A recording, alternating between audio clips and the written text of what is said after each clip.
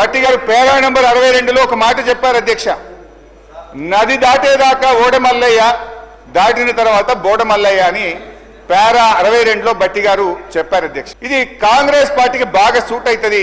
నిజమే చెప్పారు అధ్యక్ష, నిజమే చెప్పారు అధ్యక్ష. ఓడ దాటేదాకా ఓడమల్లప్ప, ఓడ దాటినాక బోడమల్లప్ప. ఎందుకంటే అధ్యక్ష, ఎన్నికల ముందు వాగ్దానాల జాతర చేశారు, ఎన్నికలు కాగానే వాటిని పాతర వేశారు.